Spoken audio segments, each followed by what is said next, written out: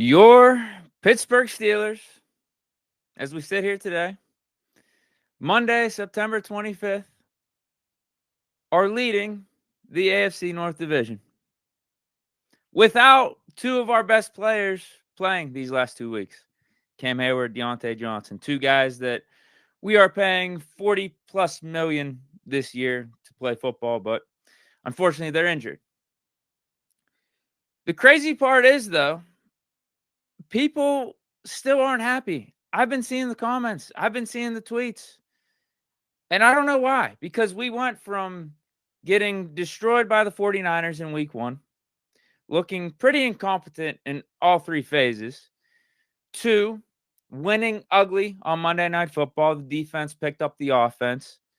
To just last night, I would say winning pretty convincingly against the Las Vegas Raiders. Now, I guess your definition of convincing can range a little bit, but I thought we had the game in the bag third quarter, but the refs decided to start letting the Raiders back in the game with terrible calls. But ultimately, we did close out the deal. We did what we had to do. But you got a ton of Steeler fans out here saying it doesn't matter because the Raiders are a terrible team. Would you rather lost, though? Look at the Ravens yesterday against the Colts. And I'd say the Colts in yesterday's game were a worse team than the Raiders without Anthony Richardson being out there. The Colts beat the Baltimore Ravens with Gardner Minshew. Would you have rather had that result, or would you rather have won? The Steelers won the game. Herm Edwards, we played to win the game. Even though it wasn't as pretty as we would have liked in the second half, we still got the job done. Canada's offense, this is what people will say too, as to why they're still upset, even though we're 2-1 and on top of the AFC North. Canada's offense, it still sucks. He needs to go. Fire him. We ain't going anywhere with him leading this offense. I don't know about you. I was rather impressed with how the offense looked for the majority of the game. I mean, 23 points in 2.5 quarters, that's not bad. Over 300 yards of total offense. I think it was 333 to be exact. Pickett threw for over 200, had over 100 on the ground. That's not too shabby. Just because it wasn't over 400 yards of total offense doesn't mean it's not working.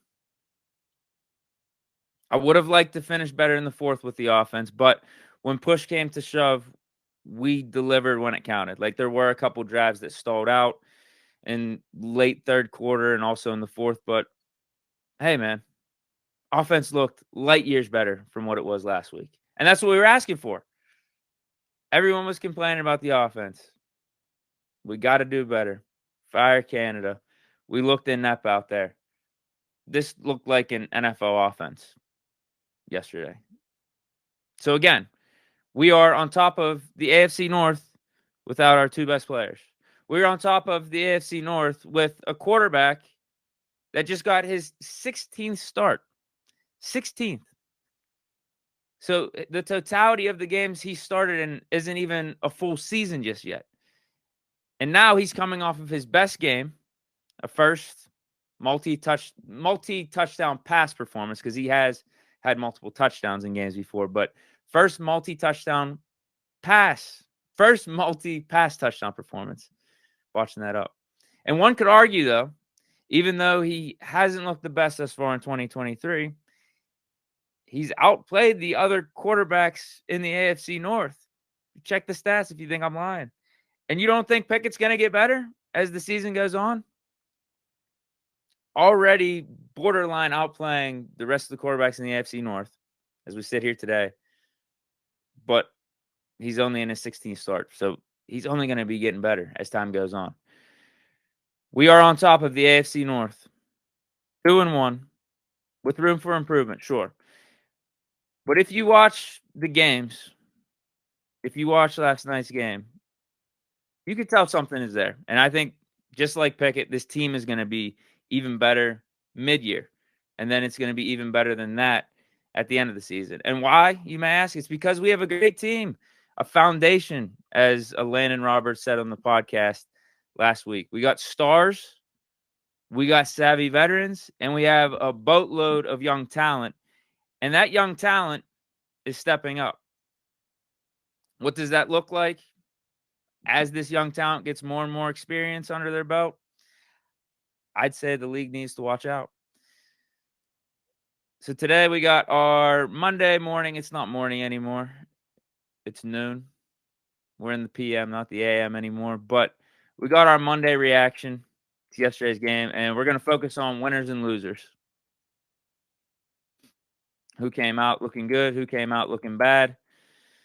And before we get into that, though, let me give some shout-outs. So you guys are stopping by. Want to get some of your takes out there, too. C. Smith 34, what's good, man? Says consistent offense is the only thing we need. KCO Mom says, even though we're winning, Canada's offense is a letdown. I wouldn't say that yesterday. I thought the offense was good. Could it be better? Sure. But my thing is this, if you want to look across the league yesterday, there's probably a ton of offenses that could have looked better, right? Particularly the teams that lost. So I'll take the offense looking much improved from last week and also taking the win. That's why I'm in such a good mood right now. Other people aren't, though. Going back to what I said at the beginning. Some people still aren't happy.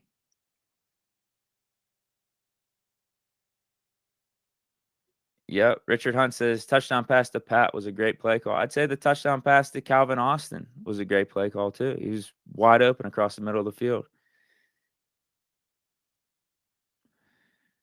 Connor Burt says, why no Broderick? That's a good question. Yesterday would have been a good chance for him going up against Tyree Wilson. Rookie on rookie.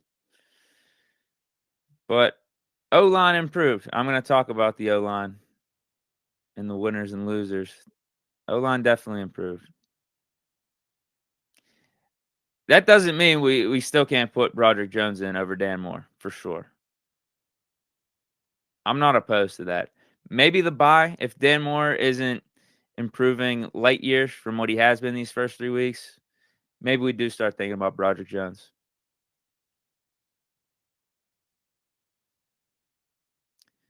We got J-Bo 42069 in the house saying Levi with the game-winning pick. And he had a pick in the middle of the game, too.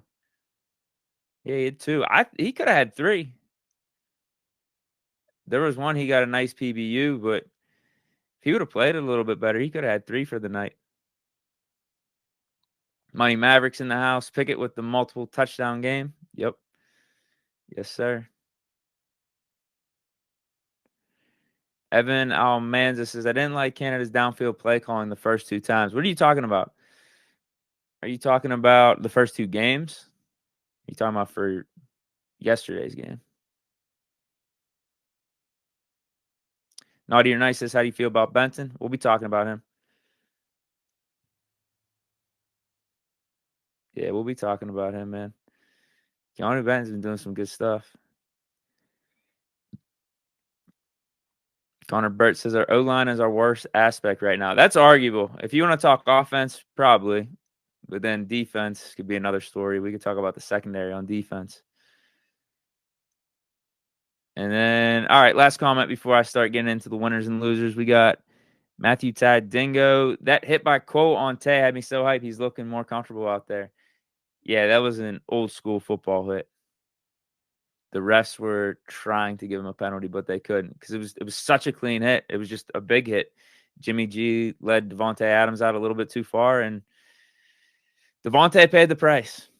Devontae definitely paid the price. Winners from yesterday's game. Steelers, obviously, right? Won the game. And we're on top of the AFC North.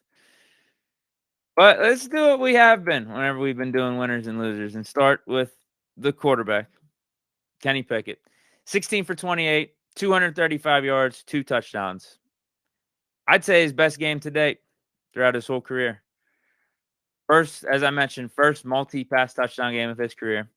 Looked really comfortable out there after the first 2 drives. Got that pass out there to Calvin Austin for 70, threw that bomb out there. And then it was easy sailing from that point on. Not easy sailing in terms of like, oh, it was just so easy for Pickett out there. No, he still had to dodge defenders, dodge pass rush and whatnot, make some things happen with his legs. but he looked settled in. He looked like what he did in preseason. The good part about that, though, is we're week 3 in the regular season right now. And I feel like this was a really, really big game for him, context-wise, because he is coming off of 2 not so good performances in week 1 and week 2. And the most recent one was Monday Night Football in prime time. The whole NFL world got to see what the Steelers offense put out there against the Browns. And it wasn't pretty. You had calls in the stadium for Mitch Trubisky to replace Kenny. People are wondering if Kenny's still the guy. Was he a good pick for us in the first round? Was that a waste of a pick? Should we tank for Caleb Williams? All these questions were getting thrown out there. Now, not me. Not me. I was answering the questions last week. Remember, I did the stream. Is Kenny the guy? I broke it down for you why you should still believe in 8, and he proved me right in this game. But yeah, really settled in there after that 70-yard touchdown bomb to Calvin Austin. You got to see him work the middle of the field throughout the game. So I guess you got to give some credit to Canada there. Stood strong in the pocket, got blasted a couple times. That's the other thing. Got blasted a couple times, but was still able to deliver some strikes out there. And if you watched Pickett throughout his career thus far, particularly end of last year, this shouldn't shock you that much because this is way more of the Kenny Pickett that we know as opposed to what he was putting out there the first 2 weeks. But I think this is a better version. Again, this was his best game to date, and it should only be getting better as time goes on. But this was big just because we're going from the Monday night game and how the offense performed, how he's been performing thus far in 2023, to another primetime game. We go from Monday night last week to Sunday night this week on the road against the Raiders. It's a big question, man. Like, how do you respond? Are the lights going to be too big for you? Is the criticism going to be too big for you? But I thought he responded brilliantly in this one. I got the pass catchers as winners. 4 of them. Muth, few catches for 41 yards, touchdown. Nice to get him more involved. George Pickens, 75 yards, no touchdown, but he was nice. He was nice. Got the ball to him over the middle of the field. It's nice whenever you don't have to get passes to Pickens. You don't have to have the Pickett to Pickens connection always be a highlight reel. Sometimes it's nice to just get a drag over the middle where Pickens is able to get some yards after the catch and go for 20, 30 yards. Calvin Austin, obviously, we've mentioned him already a couple times throughout the stream. 72-yard bomb, 3rd series of the game. Really started to open things up for our offense. And then Allen Robinson is the 4th guy of the pass catchers I wanted to mention. The stat line wasn't anything crazy. 4 receptions, 24 yards, but he had critical catches throughout the game and none more critical than the last one to seal the deal on that 3rd and short, the rollout with like 2 minutes left. We were able to milk the clock out. Presley Harvard, amazing punt. And that was curtains at that point. Levi Wallace picked to end it. But yeah, A-Rob, Calvin Austin, Pickens, Muth. Really solid for us. Winners in that game.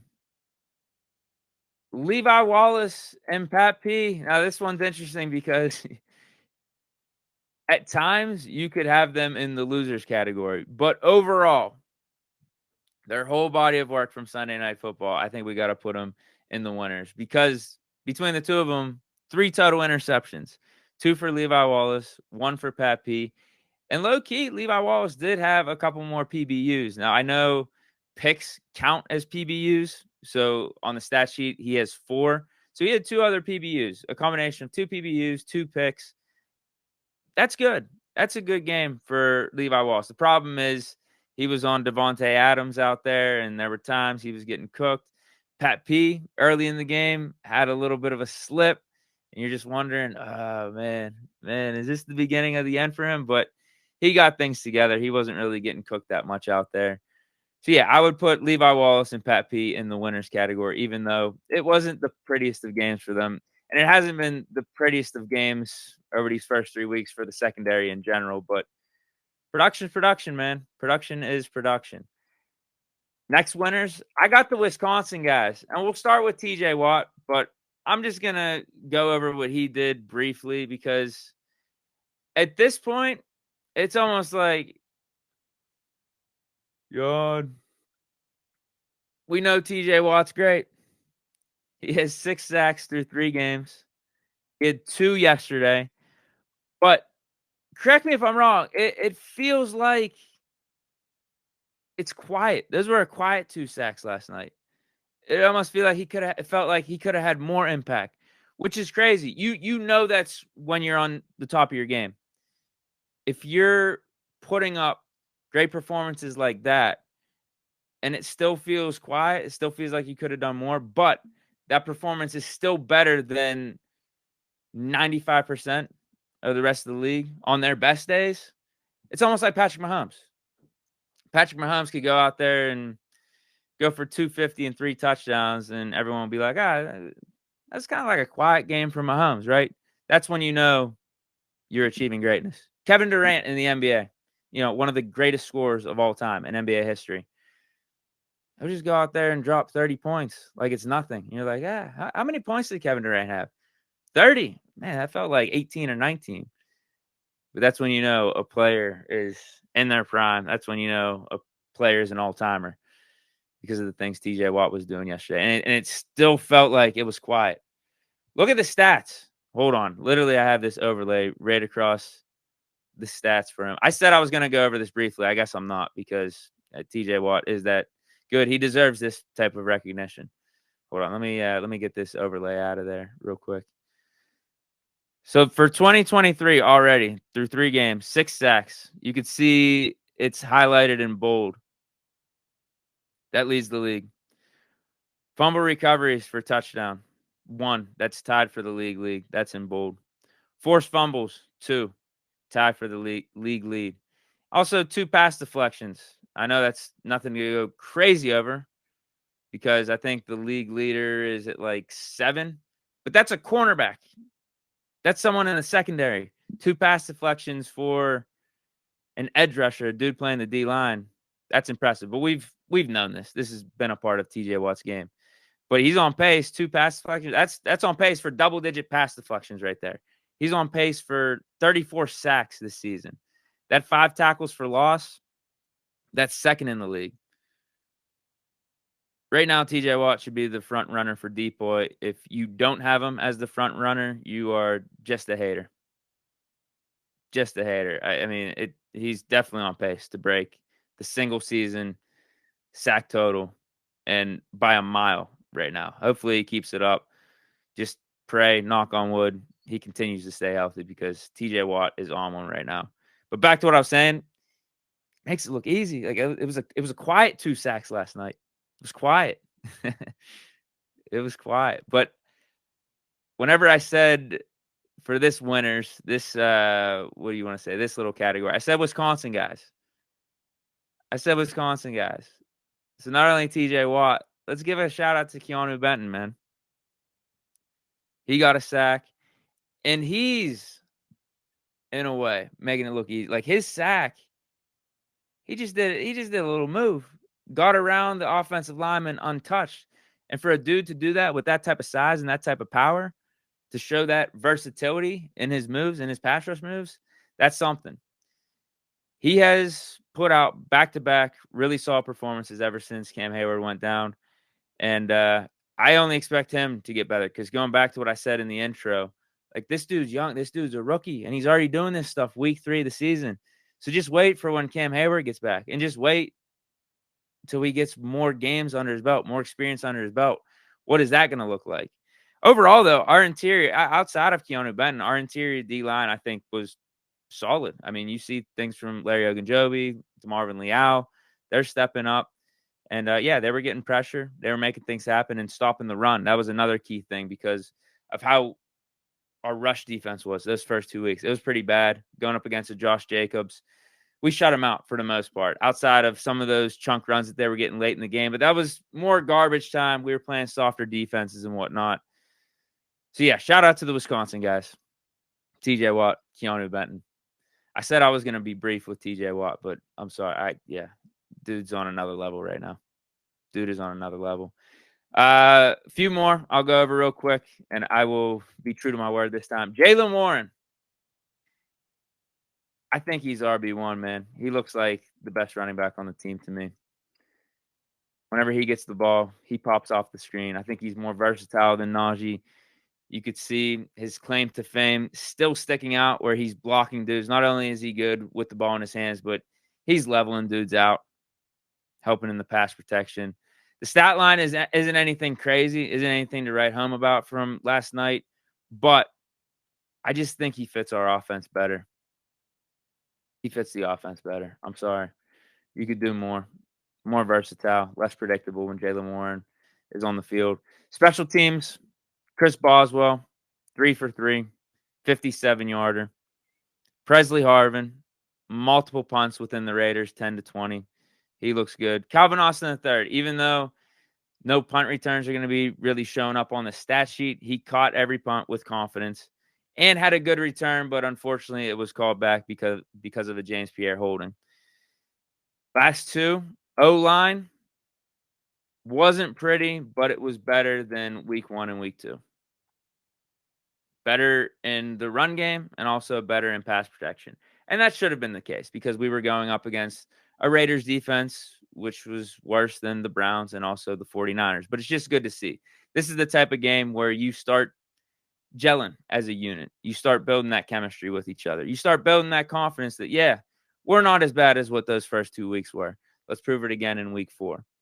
And then lastly, Steeler fans, you saw it. Takeover of Raider Stadium. I had a buddy at the game too. He texted me before kickoff and said there had to have been at least 50 to 60% Steeler fans. I had other people saying it could have even been up to 70%. You saw all the videos on social media, and you even saw TJ Watt say in the post game that these fans are the best in the world. And them coming out to an away game like this and taking over the stadium means a lot. And he even said, you could tell from the bottom of his heart, he wasn't just saying this as a cliche. He said this actually really helps the team. So hopefully we can keep that up, keep that energy up for the rest of the away games. But also we need to bring that back to home, man. We need to bring that back to home because week 1 wasn't as pretty of a performance for the fans. It got better Monday night. Monday night was packed. Stadium was live Monday night against the Browns. But we got to keep that energy going, man. We can't take the Steelers for granted like that because we're always putting out good teams. We're always putting out competitive teams. Let's go to the games. Let's show up. Support the city. Support the organization. Before I get to losers, let's see what you guys are saying in the chat. Anyone I missed? Jbo42069 says Naji could still be RB1. By title, I mean by title, I want Jaylen Warren on the field more. Not gonna lie. Remix 84 is in the house. Says what's good? Good team win. Offense getting better. Yeah, great way to put it. SMX7 would love to see Darnell get rewarded with his blocking with a couple targets a game. Yeah, for sure. I don't care who they go to across the middle, whether it's Muth or Darnell. But yeah, if we could start incorporating him into the offense even more, we'll be that much more lethal. Pickens Perk Pack says Pat P lost the ball in that touchdown catch, but I agree he's getting unnecessary flag. Yeah, I felt like that wasn't on him. Who knows, though? I mean, there's so much finer details that we don't know about some of these plays. It looked like he was there to help. Levi Wallace was supposed to be on Devontae man coverage, but it could have been zone. It could have been like a match concept. I don't know. It just looked like that was more Levi Wallace's guy than Pat P. Who knows, though? I could be proven wrong on that. Remix 84 says, is it me or did the blocking scheme change a bit? I just think we ran our offense different and better. We had a combination. I said this on yesterday's stream. We had a combination of what we did at the end of 2022 out there, running the rock up the middle. But then we spread it out and let Pickett cook in a way. 3, 4, 5 wide, and Pickett was able to make some quick reads, get the ball out quick. I like that. That's what I was calling for after last week's game. I think Canada took some of my advice. And if that has to do with some of the new blocking schemes, then yeah, for sure. It makes sense. Less lateral stuff, less gimmicky college stuff, more pro style. I like that. Let's get to the losers, and we'll be out of here. Just got a few. I mentioned Jaylen Warren in the winners. I have Najee Harris in the losers. With all due respect. This is such a with all due respect. I don't wanna do this because I like Najee. I really do. And raw production, he did have more yards than Jaylen Warren, but you know what you're seeing out there. Don't lie to yourself. 19 carries, 65 yards, 3.4 average. I just feel like the offense is too predictable when Najee's there. If he's out there, I would love to know the percentages. Is it like 70%, 80% of the time when Najee's out there, we're running the ball? Whereas Jaylen Warren, you don't know what we're doing. You really don't. And you could do different formations with Jaylen. You could put him out to pass. Now, you could do that with Najee. We just don't. I think you could have Najee out there as a receiver. But who's a bigger receiving threat? Ask yourself this. Najee Harris or Jaylen Warren? I'm going with 3-0. And anytime Najee does get the ball, it seems like we're maxed out on what's going to happen. It feels like it's only going to be no more than a 5 or 6 yard run. Unless he's making dudes miss like crazy. But that's not sustainable, in my opinion. So I would have Najee Harris as a loser from Sunday Night Football. Next, whoever was guarding Devonta Adams, and this goes back to what I was saying with Levi Wallace and Pat P being in the winners category, because Pat P, Levi Wallace, even Joey Porter Jr. tried to cover Devonta Adams, and we didn't have that much success. JPJ had one nice play early in the game, but still, he gave up a pass or two as time went on whenever he was on Devonta. His total was 13 catches, 172 yards, and 2 touchdowns. Yeah, it was just brutal. It was brutal. We did our best. Did we though? I think we probably could have thrown more help at him. Whether it was man coverage, whether it was zone, Devonta Adams was a problem for us. So whoever was on him at any given play was, for the most part, a loser last night. And going back to what one of you guys said about what's our weakest link as a team, on offense, I think you could bring up the offensive line. Defense, it's got to be secondary right now. We thought it was going to be the inside linebackers, but the way Cole Holcomb's playing, the way Landon Roberts and Quan Alexander are playing, it's definitely not them. Not at all. Secondary is the one that's letting us down. And I don't think the secondary is as bad as what a lot of people are making it seem. Some of that had to do with the game flow yesterday, and we're playing a little bit more softer coverages, and there's a garbage time element where Jimmy G and the Raiders are just dropping back to pass. So, like, if you look at Jimmy G's stat line, he threw for 328 yards. That did not feel like a 328-yard game for Jimmy G, but that's how stats could lie to you in a way. Next, George Pickens' blocking reputation. It took a hit last night because whenever you talk about George Pickens and his blocking ability, typically you think of things like this play, right? And this, I'm telling you, this it's just a coincidence that we got a game against the Bills up here. Just a coincidence. Although this game didn't go as planned. Look at George Pickens and what he does. Bottom of the screen. This is what you think of when you think of George Pickens blocking. And here's another one for you. Let me hit you with a DJ Khaled. Let me hit you with another one real quick. This was also last year. This was in preseason.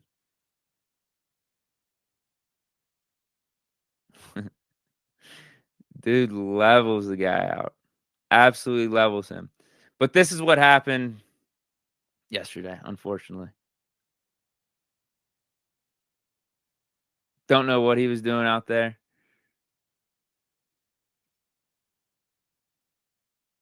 A lot of people are on Pickens today. Or we'll say over the last 24 hours for that. They're saying he needs some blocking work. I think he'll take that to heart. I expect one of those highlight reel plays against the Texans next week. He doesn't want this to be the last blocking play he's made on tape. So he's going to make up for it against the Texans. But yeah, the rep's taking a little bit of a hit after that one because I don't think we've ever seen him lose. And when he does win, it is emphatically with his blocks. But yeah, I'd say that's in the loser category from yesterday. And then we also finally have the refs. Well, another thing about the George Pickens play, I appreciate the effort. He just whiffed. He just whiffed. That's why I think he's going to make sure something happens in this Texans game where we'll be like, okay, George Pickens is back. He can block. He's a good blocking receiver. But the refs, though, I'm just going to list the bad calls. The phantom leverage call on the field goal. I'm sorry. Some people are saying that did happen. I still don't see it. I still don't. DeMarvin Leal just looked like he stood up and tried to block it. It was not anything crazy. I don't think he used that guy for leverage like that. Flagging Pickens for not being set while he was standing still. Calling unnecessary roughness on Minkah for making a legal tackle on that sack. And also, shout out to Minkah. Minkah had a good game yesterday. It's almost like TJ Watt. It's like, oh, Minkah does good things. On to the next. It's just expected at this point. The pass interference call on Shannon Sullivan, the 2-point conversion play. It was an uncatchable ball. And then how about the TJ Watt sack? This one's not getting talked about at all. The TJ Watt sack where DeMarvin Leal took the ball from Jimmy G. Like Jimmy G got hit by TJ Watt. Like he was getting like wrapped up like a pretzel. His body was all discombobulated. But DeMarvin Leal just literally snatched the ball out of Jimmy G's hands. I was about to take it to the house. And they stopped the play, which fine. They stopped the play. I think they were looking out for Jimmy G's safety there. But when did they determine that we didn't get possession there? There was no reviews. There was nothing. It should have been Steeler ball. Clear Steeler recovery. But then they gave the Raiders the possession, and they ended up punting. I forget what we did on that offensive series, but I thought that was ridiculous too. There were about 4 or 5 just egregious calls by the refs. So they're in the losers. Not the looters, the losers. Najee Harris, whoever was guarding Devontae Adams, George Pickens' blocking reputation, and the refs. I have all in the losers category. The winners, I'll go over those again real quick. Just go down the list so you guys can remember. Kenny Pickett, Steelers pass catchers, Levi Wallace, Pat P for the production. Wisconsin guys, TJ Watt, Keanu Benton, Jalen Warren, special teams across the board, offensive line getting better, and then Steeler fans for the takeover of Raider Stadium. Before I get out of here, let's see what you guys are saying real quick. Anyone I missed on the losers? Jabo 42069. Shout out to him too. He's been heavy in the chat all day, dropping some good takes. He says Deacon TG finally gonna agree on something. LMAO. Yeah, we do. We were just texting about it earlier. TG, dare I say TG was right. TG was right. Ooh, this is, you know what? This is a little good take right here. R Lopez 43 says TBH, that leverage flag was good because they wasted more time. Yeah, the time, the clock, that was a big part of the game at that point. And the Raiders, correct me if I'm wrong, they kicked the field goal anyway. They ended up still getting that field goal.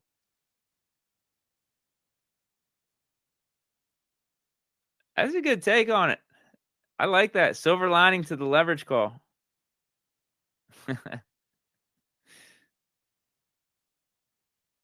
R Lopez 43 says it's Devontae. Can't really do nothing about it, to be honest. We could have done better. Some of it was Jimmy G. I will give Jimmy G some credit on some of those hits he made at Devontae. He was able to escape our pass rush, step up in the pocket, look downfield, hit Devontae in between the zone. What can you do? Sometimes you got to give credit for a good play. And Jimmy G made some good plays in yesterday's game. For the most part, it wasn't good. Gave us 3 picks. Some terrible picks, too. Those were bad passes, man. Those were bad passes. Kenny Pickett was a better quarterback last night. Come on. Put some respect on 8. Pickens Perk Pack says, D, you got to get some Steeler gear on your walls. You know what I do have? I have, this is from way back in the day. I found it in my garage. Jerome Bettis Sports Illustrated cover. It was one of those AFC playoff games. I think it was after the Bengals game in 05. He's on the cover of it, like framed. I could put it maybe like right here or maybe on this side. That could be cool.